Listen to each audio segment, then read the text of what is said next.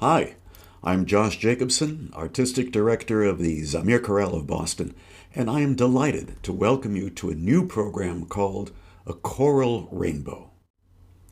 You know, more than 54 million Americans sing in a chorus of some kind, and there are so many kinds of choruses: school choruses, primary school, middle school, high school, college, conservatory, choirs that serve houses of worship, show choirs, barbershop quartets and sweet Adelines, a cappella groups, professional choirs, symphony choruses, festival choruses, community choruses.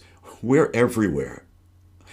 Many of these choruses explore a wide variety of repertoire, while others are dedicated to the preservation and performance of a repertoire based on a particular cultural heritage.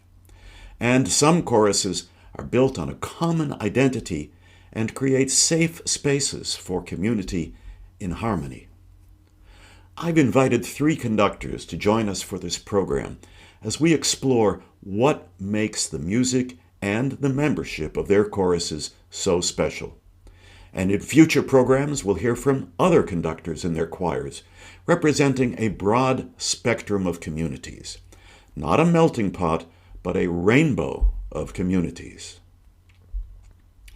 You know, we have seen a disturbing rise of racism, anti-Semitism, ethnic xenophobia, and the marginalization of women's voices and the voices of those from people of differing ethnic, sexual, physical, and cognitive identities. Let's hear from some people whose backgrounds may be different from ours. Maybe the language of music can help us cross some of those invisible borders that have kept us apart. In our second episode, we'll be meeting Jonathan Palant, the founder and artistic director of the Dallas Street Choir, which offers a musical outlet for those affected by homelessness. Binyamin Schechter, conductor of the Yiddish Philharmonic Chorus, committed to promoting Yiddish language and culture, founded in 1923 and today one of the only surviving Yiddish choruses.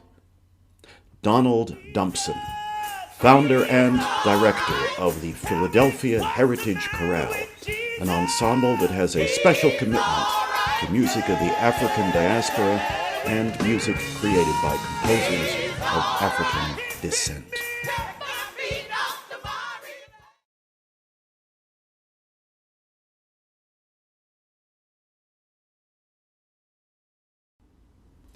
I'm here with Jonathan Palant.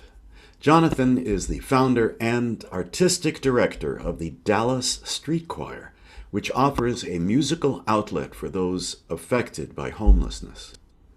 Jonathan is Associate Dean of the Arts and Director of Choral Activities at the University of Texas at Dallas, and is founder and conductor of both Credo, a 115-member community choir, and the Dallas Street Choir. In addition, Dr. Palant is Director of Music at Kessler Park United Methodist Church, and he is a frequent guest conductor and is in demand in the United States as well as in Europe. In fact, he just got back from Spain. And Jonathan grew up close to here in Lexington, Massachusetts. Jonathan, welcome to the program.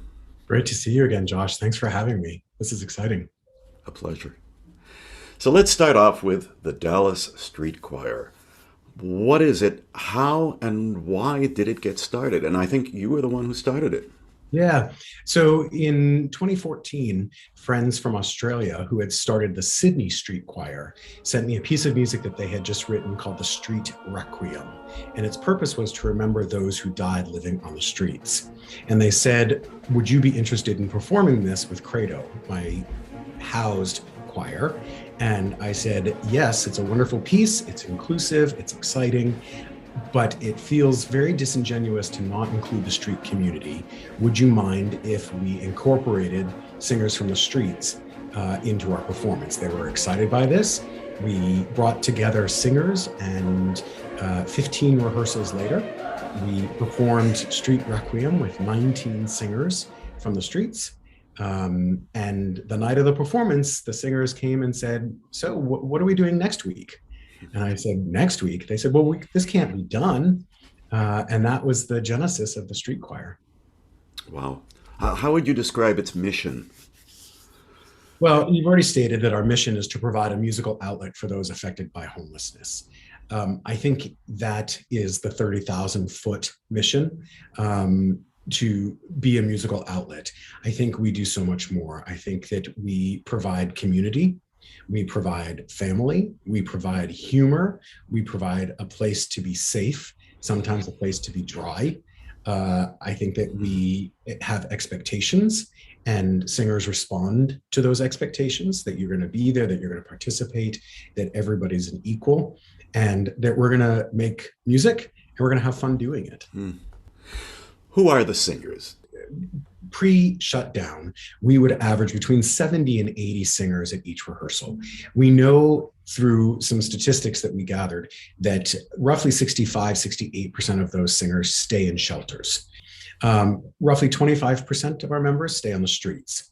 These are the folks that you see on the sidewalks, under a bridge, panhandling, so forth. And then we have a few members who have housing, whether it's because they've gone quote unquote home, or because they have received funding to secure an apartment of some sort. And Debra is one of our longtime singers, and she came to us very early on in the process. And Debra has a remarkable stage presence. She has a beautiful voice. She is a big personality, and now has housing.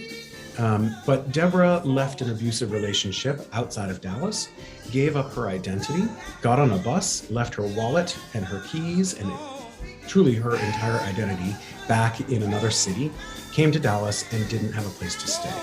And on and off the streets for about 2 years before she secured publicly funding housing. She does receive disability, but that's one example of our membership. She does not have mental illness issues that I know of. She does not have a drug or alcohol problem that I know of. This was simply to escape a relationship and start anew.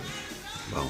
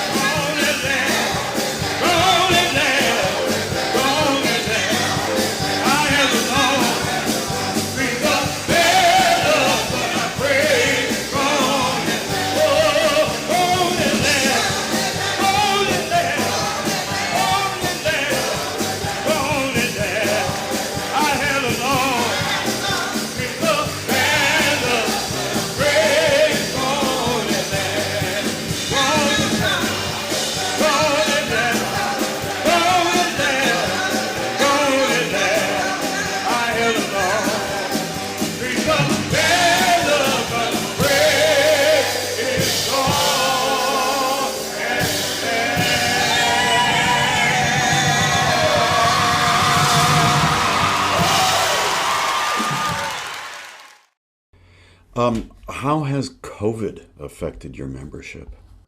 So what we did is we pivoted and we began to bring musical ensembles, solo pianists, small string ensembles into the shelters in Dallas. And we did 26 of these performances for those staying on the streets. Just this past June, we began to rehearse again, bringing together small groups, socially distanced, enforcing a mask mandate. And we now average between 22 and 28 singers each week. So we are excited to be singing together. We have a big performance coming up in February in Little Rock, Arkansas for one of the regional ACDA, the American Choral Directors Association, will be performing at that conference. So we're working toward that. And the attitude hasn't changed, though. The desire to perform, the desire to have fun, and the desire to just make our days better. Jonathan, where do you rehearse and where do you perform? So for many years, we were rehearsing in a room at the Stew Pot. The Stew Pot is a day shelter in downtown Dallas that provides wraparound services for folks staying on the streets, dental clinic. They've got legal counsel. They have an art program. They do not offer meals or housing, however. Since COVID, we were granted access to the sanctuary at a very large church right across the street from the Stew Pot. So we bring our 25 singers into a sanctuary that seats about 1,000, which allows us to spread out. It allows us to have just more airflow in that space, which is safer for the singer. And you've had some memorable performances. Well, I think the obvious greatest one is that the street choir performed at Carnegie Hall. We were the first ever musical ensemble of its kind to take the stage. So we were able to perform with Frederica von Stade, the great mezzo-soprano, Stephen Schwartz, who wrote Godspell and Wicked. He came and performed with us, and we sang the iconic song For Good with Stephen at the piano, which was really memorable. We performed at the Washington National Cathedral. And you've been on television, I think? We have. The Today Show covered our trip to New York and Washington. And what I love most, Josh, about all of this is it's great experience for our singers, but it's the message that we convey to others, to the broader community. So often homelessness is filled with stereotypes and fear. We are afraid of those on the streets, and we cower and we avoid and we turn a blind eye. What we do is we force folks to see the passion and talent and love that people who stay on the streets still possess. And we will often say that in performances, as we're talking to an audience, just keep in mind the people that you're applauding right now are the very same folks that you crossed the street to avoid this morning. Every day I have to figure out where I'm gonna sleep, where I'm gonna eat. And that's the truth, that's every day. And sometimes I don't eat at all. I got a lot of inner pain, so I try to come up and sing to get it out, even though I don't think I can sing, but. We were sleeping on benches, sleeping on the sidewalks. Homelessness is, to me, it makes you humble yourself. And you do go through struggles, you do go through suffering, but in that struggles and suffering, there's something that come out which is good. There are some people that sleep on the street that's doing drugs or prostitution. They basically want to stay there.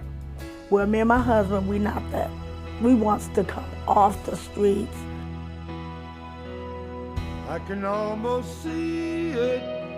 That dream I'm dreaming, but There's a voice inside my head saying, you never reach it. every step I'm taking, every move I make feels lost with no direction. My faith is shaking, but I gotta keep trying. Gotta keep my head held high. There's always gonna be another mountain. I'm always gonna wanna make it move. Always gonna be an uphill battle. Sometimes I'm gonna have to lose. Ain't about how fast I get there. Ain't about what's waiting on the other side. It's the climb.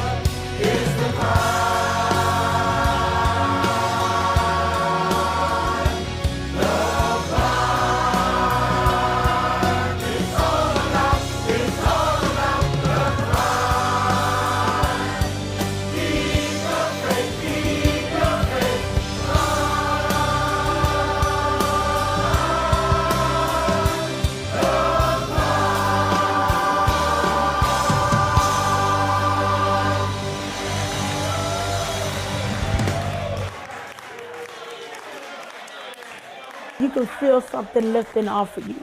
You know, all the stress, all the tension, or whatever you're going through that day. It's like it's out the window. Music is a therapy. Most choirs measure success by the quality of their programming, the beauty of the sound, the number of auditioned singers that they have, the concert attendance. Yeah. How do you measure success with the Dallas Street Choir? I think the measure of success is twofold. It is first and foremost the singer response. We are not here to entertain. That's a byproduct of what our mission is. If we entertain the broader audience, if we make you feel good, that's a byproduct of our feeling good and our success. When we take the stage and we sing our hearts out, and our singers in the Dallas Street Choir sing with unbridled passion, and you will see that their smiles, they move, they use their arms, they may or may not sing the right notes, but it doesn't matter. That's success. When a singer forgets where they will return to at the end of the concert, that's success. Because we truly are taking folks off the streets. And our goal is to make them feel as if they are, because they are, on par with their housed brother and sister, neighbor and sibling. You know, these are Dallas Street Choir members are our equal. They simply don't have a roof over their head for a period of time. And I think we sometimes forget that. And spend an hour with a street choir, and you will view homelessness very differently. Jonathan, do you feel that you're making a difference? So, Josh, you're very familiar with the Talmudic teaching, he who saves one saves the world. And this idea of tikkun olam, of repairing the world through this teaching. I think that if together we brighten the day of one person, then we've done our job well. If we can do it with 20 or 30 or 70 people, then the difference is palpable, it's tangible, it's touchable. You experience our music, and we are making a difference in everything that we do, whether it's in public or in private. We're making a difference at every rehearsal. When our singers come in this week, we had rehearsal yesterday morning and it was pouring rain, and our singers came in wet, and some of them were cranky and they were tired because they were wet and they didn't sleep the night before. And they came in, and all of a sudden we start singing, and their load was lightened. They left feeling joy. And a lot of that is through the music, a lot of that is through the safety of being together, a lot of it is through humor that we joke with each other during rehearsals. And yeah, so I think we do make a difference. Aside from the difference you make in their day, do you make a difference in their lives? Would their lives be changed, their lifestyle be changed?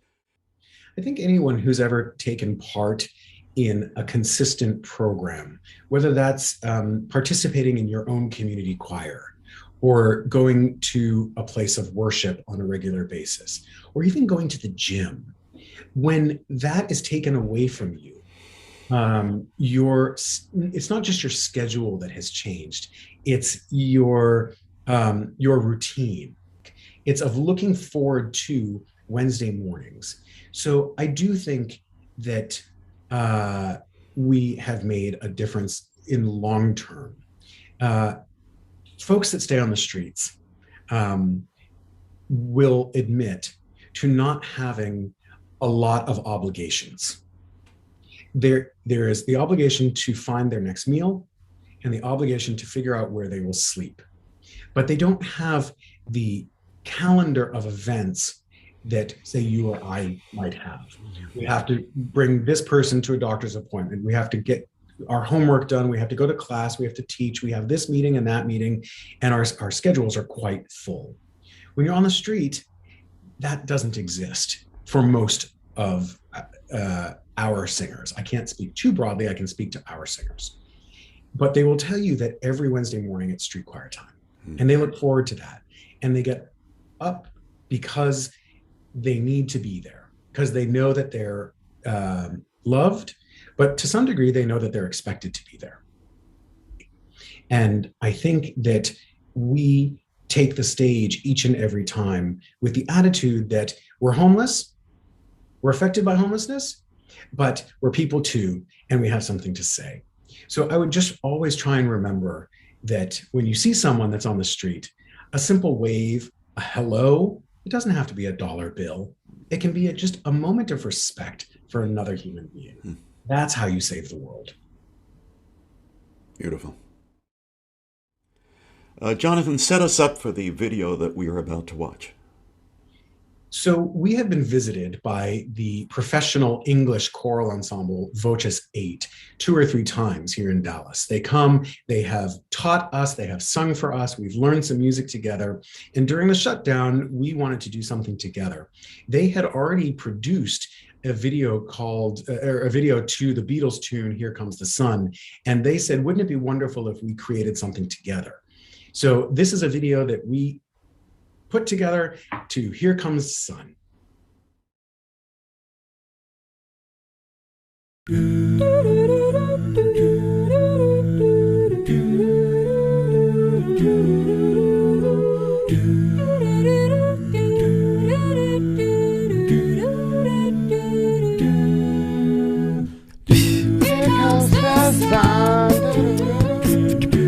Here comes the sun, I say it's alright.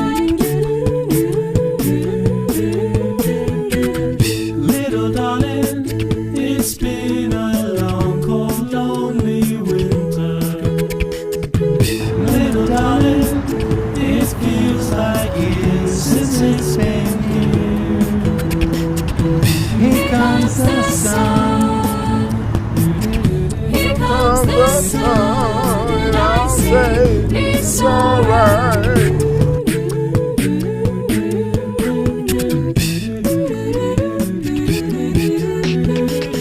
Little darling, the smiles returning to their faces.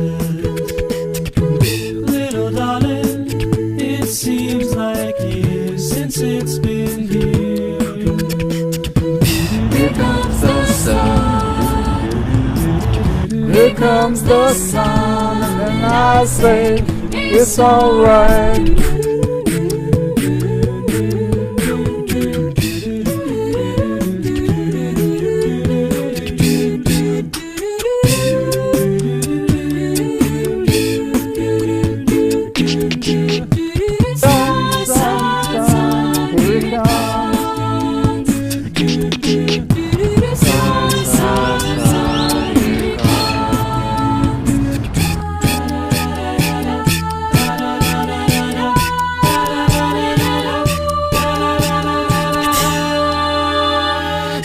Little darling, I feel that ice is slowly melting. Little darling, it feels like years since it's been clear. Here comes the sun. Here comes the sun. It's alright. Here comes the sun. Here comes the sun, and I say it's alright. It's alright.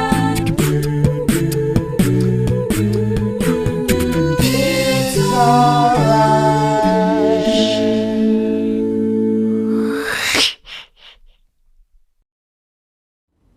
Beautiful. Jonathan, it's been great having you on the program, and bless you for the wonderful work that you are doing. Thank you very much.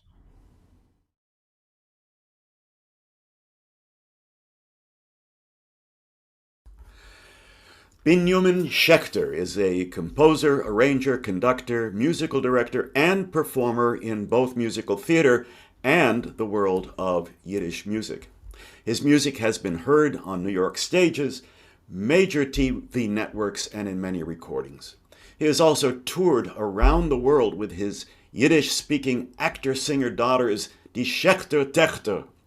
As a translator of arias and songs into Yiddish, which is his native tongue, Binyamin has crafted singable Yiddish translations of many songs, including Anything You Can Do, Old Lang Syne, Baby It's Cold Outside, Over the Rainbow, the Habanera from Carmen, and Puccini's O Mio Bambino Caro.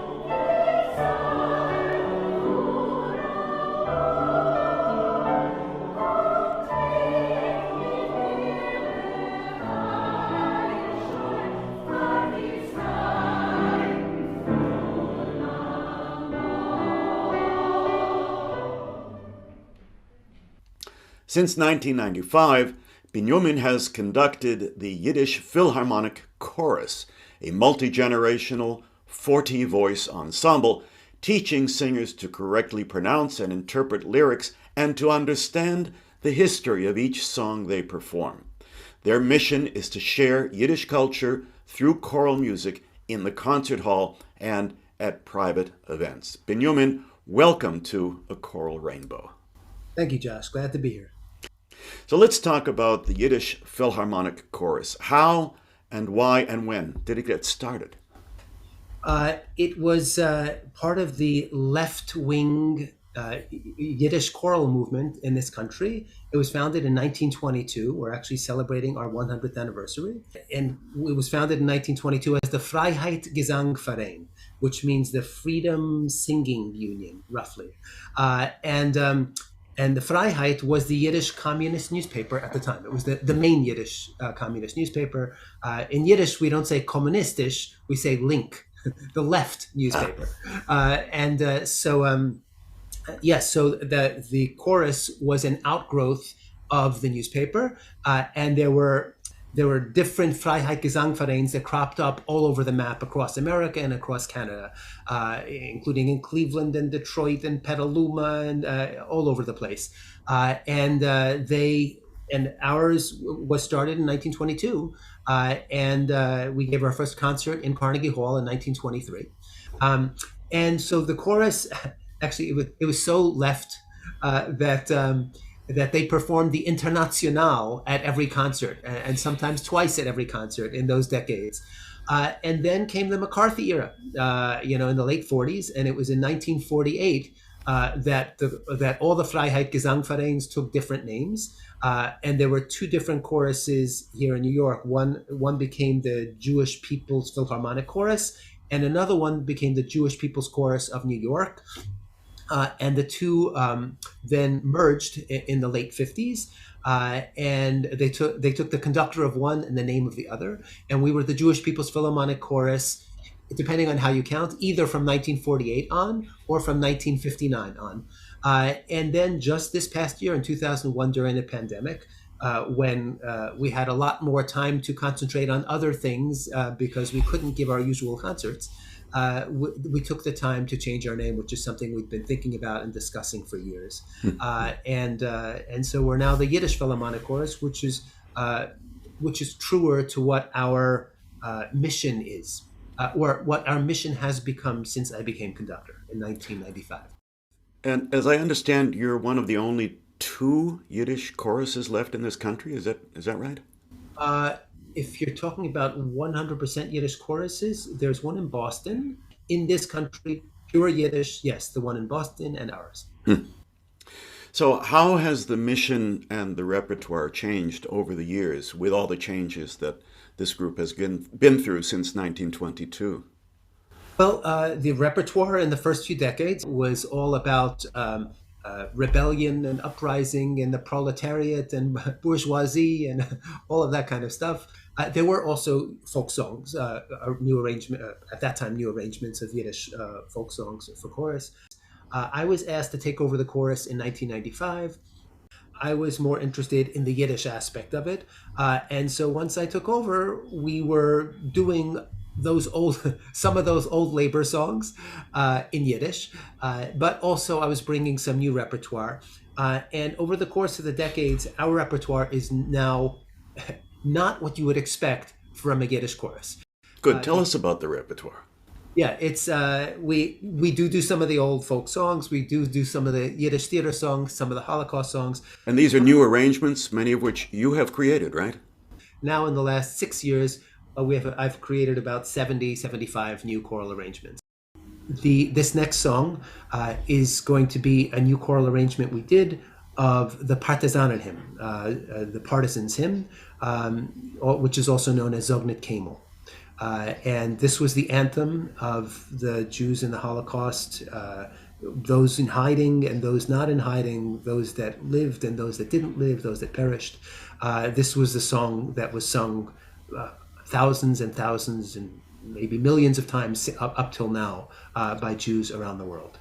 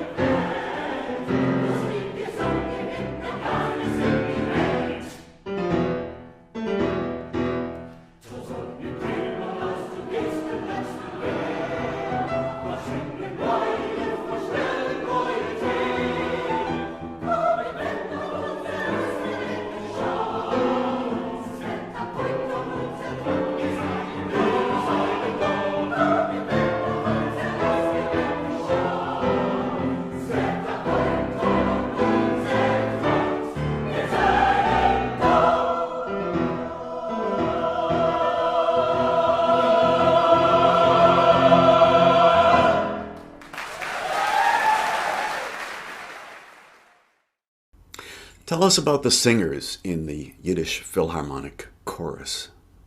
We have, it's definitely intergenerational. We have from teenagers to octogenarians who are performing with us. And most of them don't know Yiddish. The reason why they joined the chorus is because wanting to get in touch with their roots. Their grandparents spoke it, or it's part of their heritage, even if they didn't hear it, and they want to connect with that. Or it's a Jewish chorus in New York that's on a level that fits into their schedule.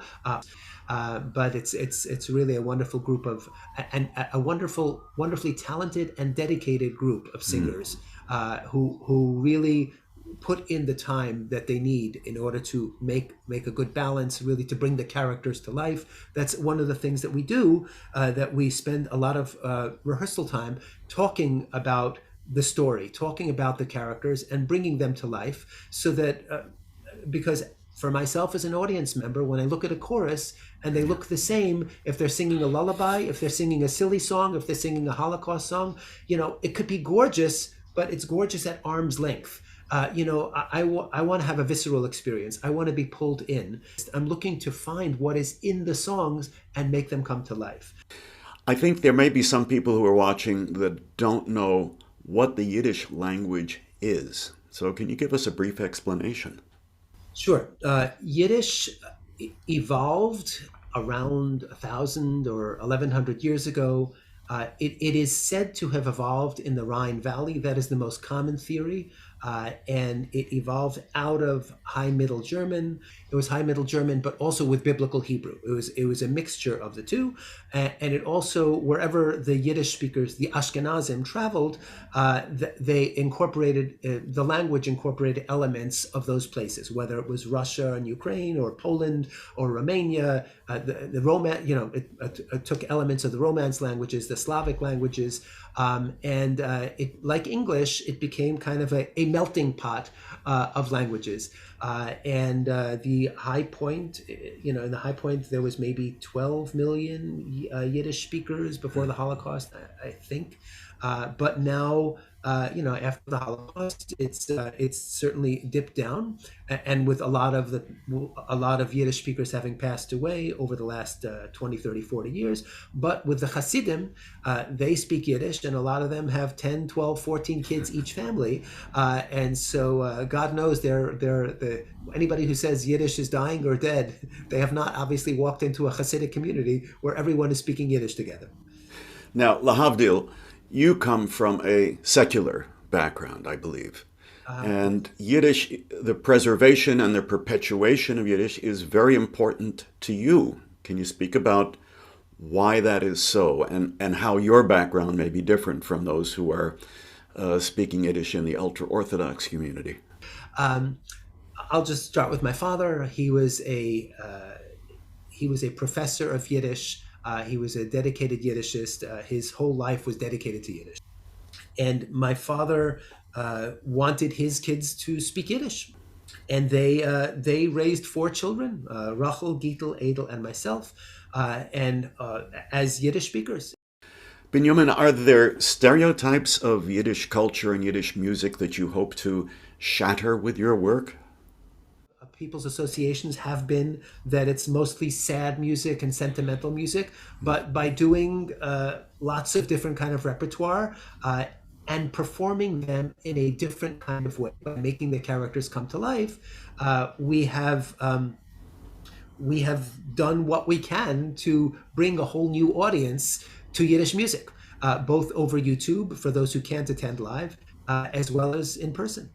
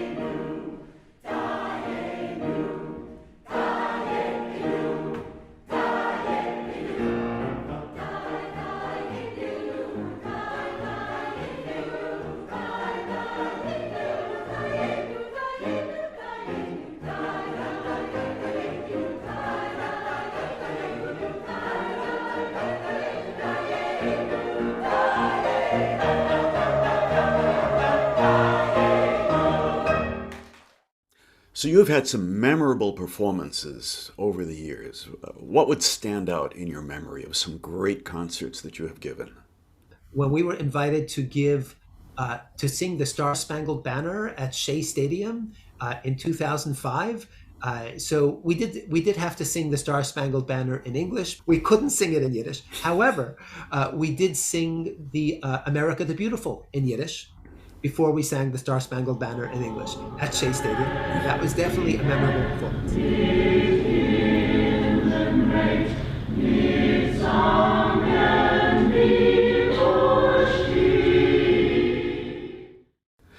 Binyamin, thank you so much for being with us. What a wonderful, rich history and legacy that you are perpetuating.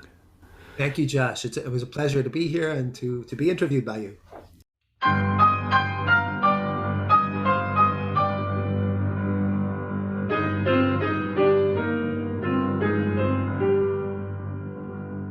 Still vor Freuden seht euch der Strom, was trägt soll laufen mit Mut.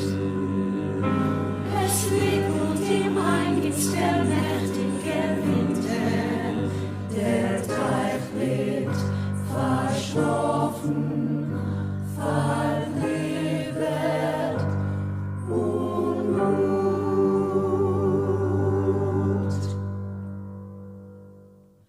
Wasser, oh Wasser, gib noch nicht auf, es werden die Frist vergehen.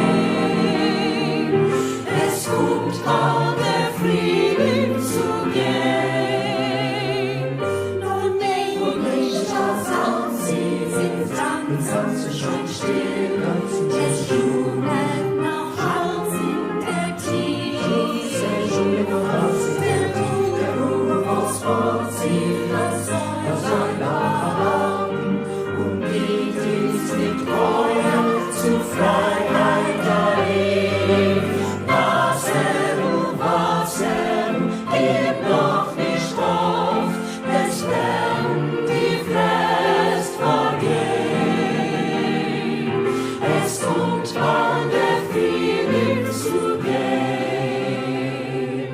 Wenn wart als zum Winter soll kommen als Sohn, der Schmelzen soll Frieden verschlafen. Bei Dämmert, wird der fließend werden, mit Geist und Chorin wird der Berg breit. Wasser, oh Wasser, gib noch nicht auf, es werden die Frist vergehen. Es kommt bald der Frühling zu gehen. Wasser, oh Wasser, gib noch nicht auf, es werden die Frist vergehen. Es kommt bald der Frühling zu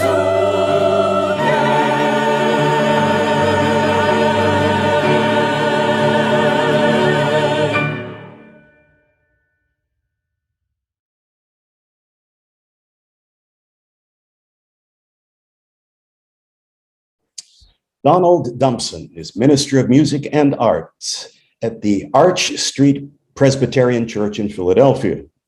He was the founding conductor and served for 17 years as artistic director of the Westminster Choir College Jubilee Singers. He has also taught and conducted at Cheney University and at the Philadelphia High School for the Creative and Performing Arts. Dr. Dumpson founded the Philadelphia Heritage Chorale in 2009. The chorale's mission is to facilitate access for appreciation, participation, and celebration of the choral arts in Philadelphia, and to bring excellence of presentation to a broad range of choral literature. The chorale has a special commitment to music born of the African diaspora or created by composers of African descent. Donald, welcome to A Choral Rainbow. Thank you so much. Good to speak with you. So the Philadelphia Heritage Chorale, how and why did it get started? You know, necessity is where that comes to mind.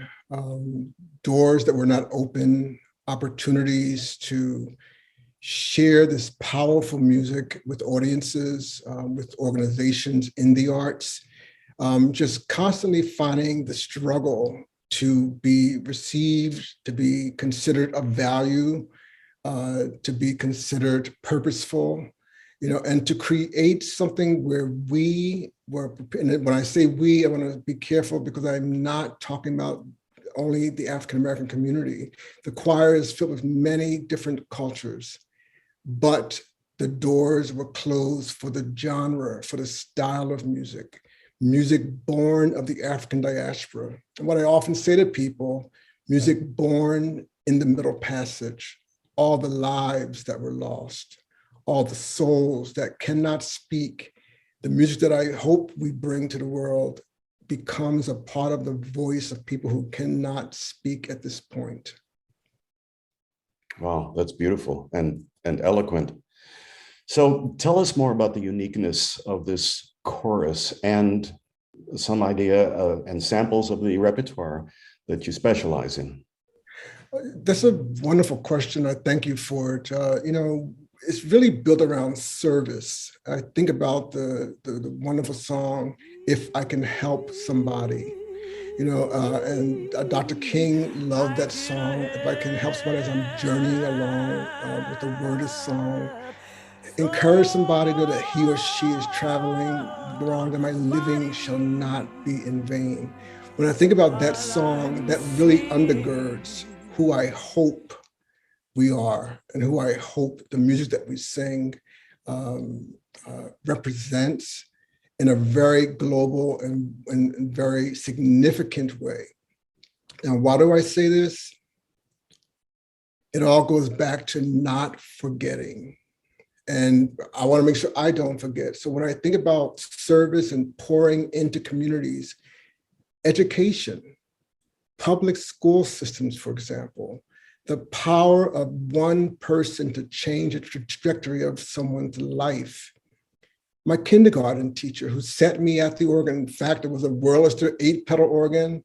The whole class got to sit at the organ. Now, Donna, what does this have to do with heritage? Voices being heard. She was passing it on. Had no idea what my journey would be, how she impacted my life.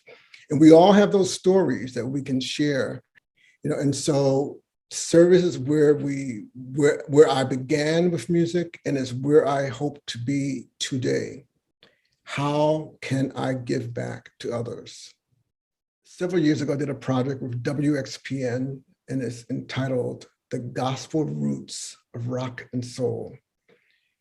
This spans the history and talks about the relationship of secular and sacred, its tensions and its wonderful creations that's born from it coexisting together. I'll just put it that way.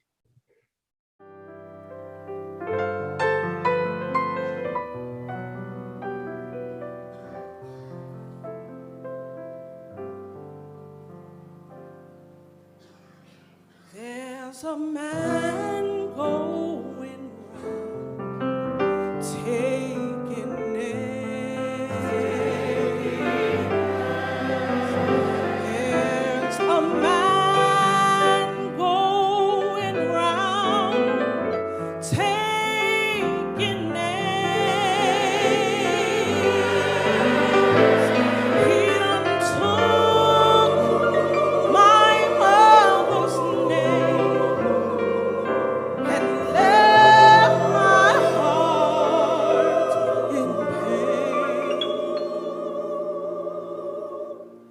There's a man going round taking names.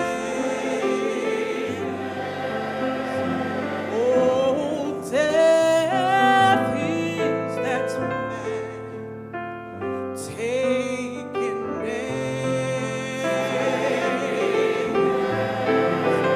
Oh, death is that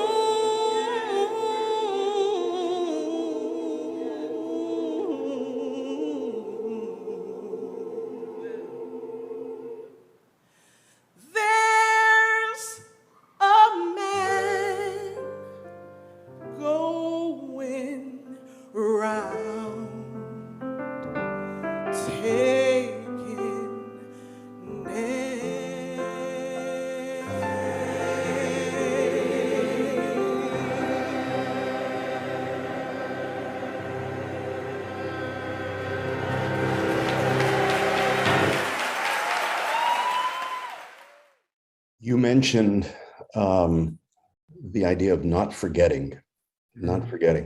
And for myself and with many of the other conductors that I've spoken to, that's an important part, especially in terms of cultural heritage, where we find that the next generation may not necessarily be aware of the heritage of the past and the heritage of one's own culture and the importance of preserving that through what we do, researching it, bringing it back, and then presenting it to the singers and then to the audiences. So it's a wonderful, wonderful. To trust that we have the agency to engage with other people's lived experiences through the arts. Mm-hmm. And why am I afraid to look at the music of Jewish people? What is it? What is the fear? What is society saying to me that has me feeling I don't have a right to be in that space? And vice versa. The number of people who come to me and say, I don't want to do this wrong. I don't want to insult. I don't want to, in any way be a part of making this a mockery. How do I do this authentically and not be a part of that story? And what I say to to the singers and to the conductors that I have the privilege of working with is, why do you feel you have agency on Bach? What is it about Bach that you lived, that you sat with, that you never talked to him? What is the disconnect in American history, in American society, that has us feeling we don't belong, we don't fit in, we're not supposed to? And inherent in that space is a lot of teaching, a lot of social cultural dynamics, a lot of phenomenological lived experiences of people. All of that is held right there in the power of the arts. And I'm intentionally not saying only music, the arts, holistically, to bring forth conversations. It's so very important. That conversation about cultural ownership is very important. The idea that you and only you can perform music from your own culture, or express literature, painting, whatever it is, from your own culture. Now, can you do it more authentically than others? Yeah, perhaps. You mentioned Beethoven. Should Americans not be able to perform the music of Beethoven? Only German-speaking people? Can they relate to it in a better way? Perhaps. But as you say, music and the arts in general open doors of experience. And if we can have these experiences, even if in a minor way, how important that is to identification, to sharing, to empathy, especially in this time when there's so much that divides us, that we can find ways to share experiences is so important. And thank you for what you do. I think that word empathy is really, really significant. How do I find the space for compassion, the space to love that which I may not fully understand? But see, there's one common denominator in all of this. We are human. That's a powerful commonality that we need to not avoid, but step deeply into. That I'm really not that much different from you. The constructs that society, that the world creates, for me, I try to live with them as illusions. Okay, I'm feeling I'm separated from, I'm not a part of. Donald, breathe into your one. Choose love. And that is what choral music, or what the arts, what they do for us. They give us that access to the opportunity to engage and to expand. How much of your mission involves bringing the music of the African diaspora and composers of African descent to audiences of other cultures and races? I think that it's both ways, because I don't want to make the mistake of assuming that those born of the African diaspora, that they're exposed to it. I don't want us to lose the importance of a Eurocentric experience. I want us to understand how it lives next to, how it taps into, what is the dance? At times merging, at times very close, at times expressed with polar experiences. All of that is what I experience as life. Getting out of our silos and taking the blinders off so that we can, as you say, not necessarily create a melting pot, although there have been some wonderful results of cultural fusions over the last centuries, but creating what we're calling in this program the rainbow. That gets into who has the power and whose voice ultimately is defined as heard. So fusion, I'm into fusion. I think about the jazz, and for those who are purists with spirituals, and so you're playing and you're sharing a spiritual arrangement, but then it has jazz undertones and stylings to it. There are many people who are resistant to that. They want to hear the spiritual a cappella only in what they define as this authentic state. That then takes me to how we teach the spiritual, because if you teach it from a concert lens pulled up, it's very Eurocentric.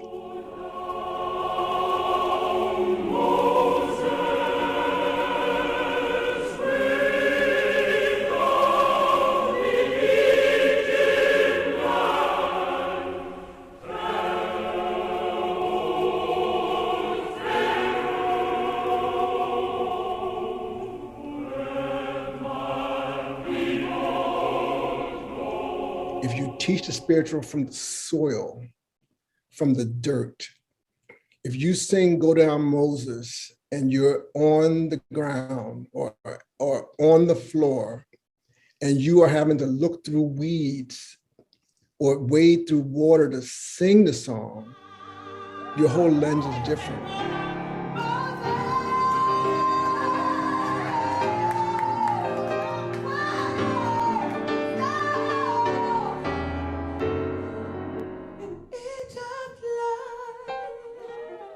Beautiful.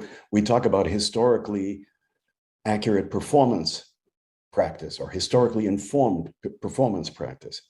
But in the case, as you say, of a spiritual or of any music, that's an important part of it. You know, where does it come from? Where in the gut, where in the heart, where in the soul does it come from? And if you don't investigate that, then you're not doing an authentic performance. That's an excellent point. Well, that's a good lead in to talking about the singers in the Philadelphia Heritage Chorale. Who are they? Very broad ranging, because the choir is made up of people who are lawyers, doctors, you know, but it's most importantly made up of people who want to journey into the music.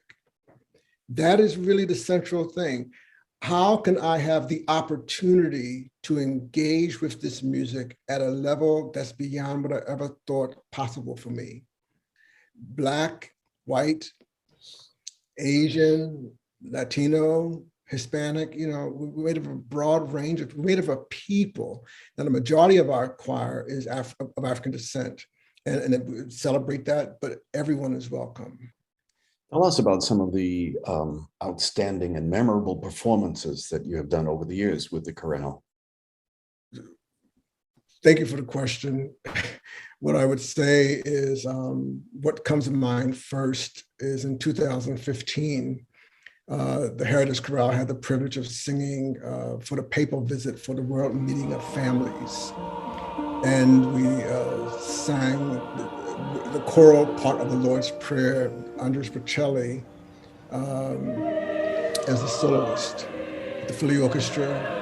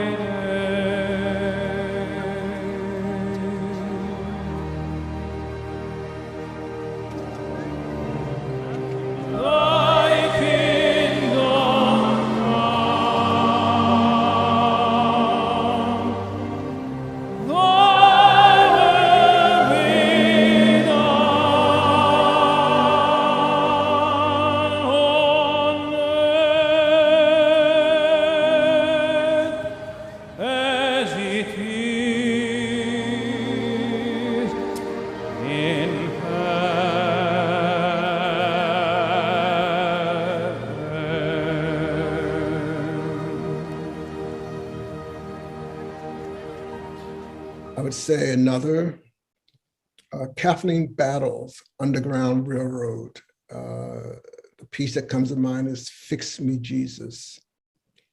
That particular piece, just very, very moving. And when I listen to it and hear her spin those tones, and we're at the Kimmel Center for the Performing Arts, and it's a cappella, and just, wow.